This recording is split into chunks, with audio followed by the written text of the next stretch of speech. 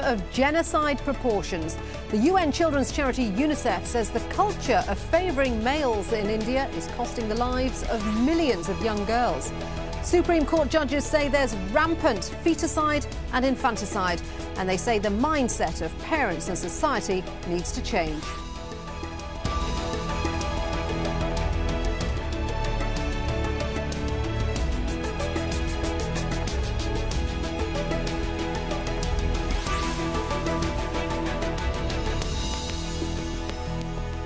Hello there, I'm Shuli Ghosh, you're with Inside Story. Supreme Court judges in India have summoned health secretaries in 7 states over a worrying fall in the number of young girls. They're demanding details about clinics flouting the law to determine the sex of unborn babies, with potentially fatal consequences. The UN says more than 2,000 illegal abortions are being carried out every single day, and it's dramatically altering the balance of the population. The 1991 Indian census showed there were 945 girls for every 1,000 boys aged up to 6. 10 years later, and that number had fallen to 927. And in 2011, it had dipped even further to just 914 girls for every 1,000 boys. And that's just the average. The figures are far worse in several states. The 2011 census found there were 830 girls for every 1,000 boys in the northern state of Haryana. It was 846 in neighbouring Punjab state. And in the National Capital Territory of Delhi, the figure was 866. Well, let's talk more about this with our guests today. From New Delhi, Suhas Chakma, Director of the Asian Centre for Human Rights. Also in New Delhi, we have Dr. Mitu Khurana. She's a paediatrician and women's rights activist. And in Washington, D.C., we're joined by Sudanand Dume, a resident fellow of the American Enterprise Institute. Welcome to all my guests today. Mitu, let's start with you. The UN is saying this is a problem of genocide proportions, something like up to 50 million women and girls missing in India if you compare the population to other countries. That's appalling.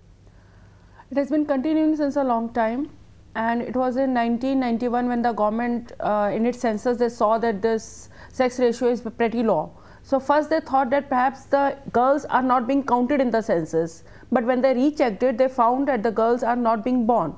So that is why in 1994 this act was enacted. However, it was never implemented. In 2003 also the Supreme Court sent a notice to all the states of India, and they all came, and the Supreme Court noticed, it has put it there in its order that we have noticed that the states are not implementing the act at all. There is total laxity, and it gave a warning to all the states to start implementing the act. However, by 2011 we have seen there is a further drop.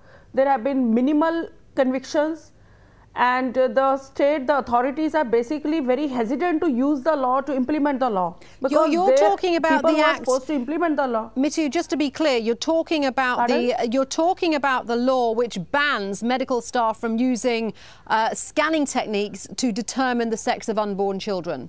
That is a Preconception and Prenatal Diagnostic Techniques Act, PCPNDT Act. And why is it not being enforced? Basically, the people who are supposed to be enforcing it, they themselves have the same patriarchal mindset, and even they don't feel that it's wrong to kill a girl in the desire of a boy. But they're doctors.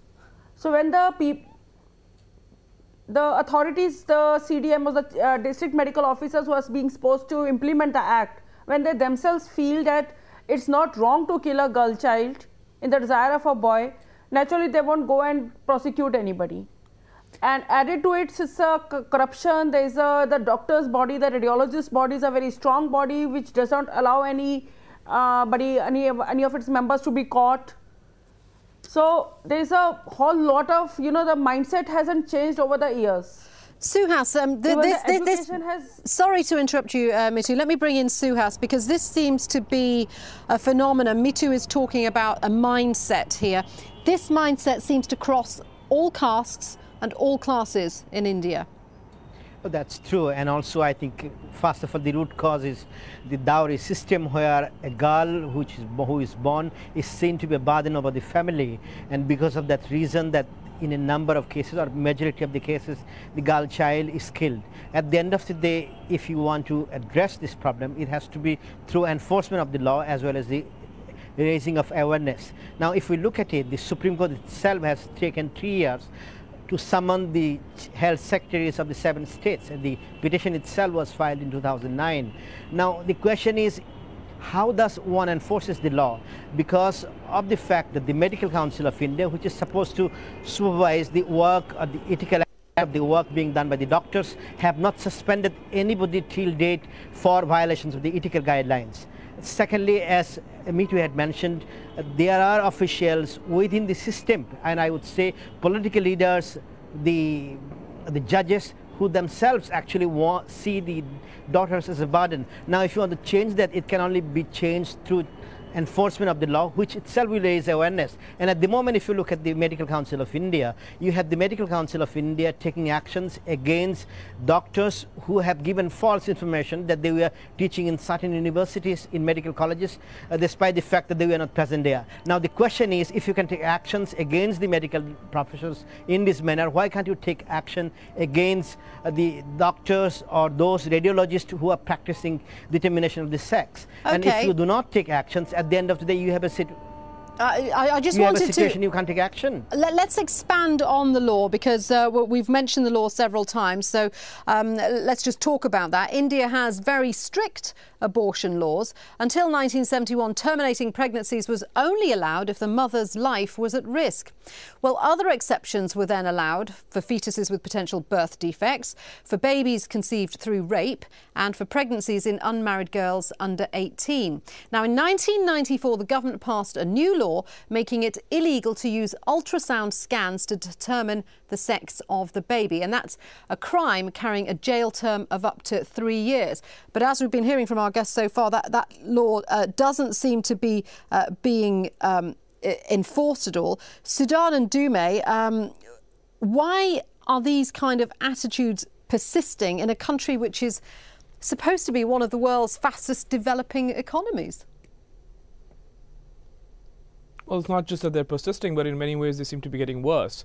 So, we like to believe that, all good things go together, and because a country is because a country's economy is developing quickly, it would also be developing more rational ways of thinking about women, more enlightened ways of thinking about women and girl children.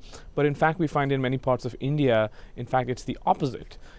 In most of India, in fact, you find that this has accompanied economic development. You mentioned Punjab and Haryana earlier in your comments. Punjab and Haryana happen to be two of India's richest states. They also happen to be two of the states with the worst gender imbalance. So I think we have to disaggregate this. We have to take away economic growth, and we should not expect economic growth to necessarily deliver the right outcomes over here. I'd like to sort of jump in on one other issue with my two other colleagues over here, where they, were talking about the courts and the law and the administration and the implementation of the law. I think that is part of it, but I don't think that's the main problem. The main problem really is that parents don't want girl children. As long as that underlying societal attitude continues, it's very, very difficult, especially in a country like India, where many laws, of all kinds of laws, are not implemented properly, are flouted. It's very hard to find a purely legal solution to what is a societal problem. I mean, Sudan, I'm interested in what you're saying about, the economic aspects of this, because I was quite surprised that Delhi, which is a rich and modern area, also has a wildly skewed sex ratio of girls to boys. And I'm just interested in why women are seen as such, or girls are seen as such a poor thing to invest in. They're seen as being a financial burden compared to boys. And why is that attitude persisting? Why can't that be educated out of people? Well, I hope it is educated out of people. So far, it hasn't been. Partly, this is always a patriarchal system. Many places are patriarchal, but the problem in India is particularly dire. But there are a lot of powerful women in India, aren't there? They are, and that's the paradox, right? So you have people at the top who are incredibly powerful. You probably have more prominent political leaders in India than in most any other Asian country, certainly more than I can think of. However, that doesn't change the underlying prejudices that exist in society. Now you look at Punjab, look at Haryana, look at Delhi, look at Gujarat. These are all prosperous states, but they have terrible gender imbalance.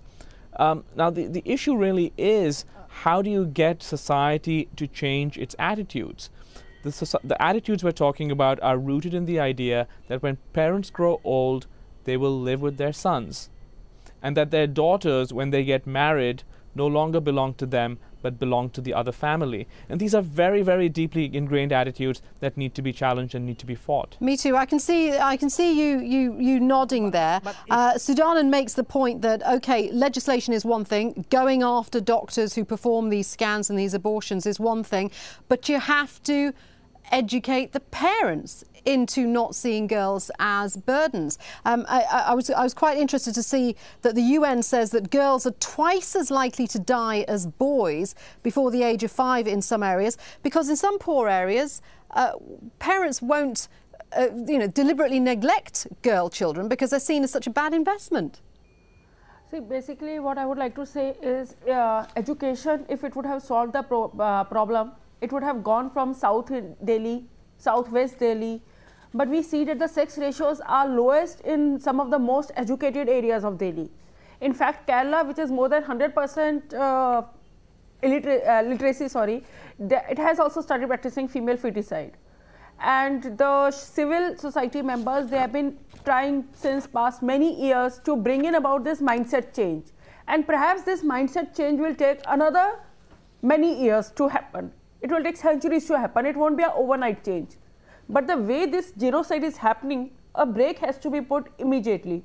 And if that break has to be put immediately, I see it has to be a combination of change in mindset, educating people, and a proper implementation of the law. Suhas, why can't they make the authorities... What are you, I can see that you're trying to jump in there. What's your opinion?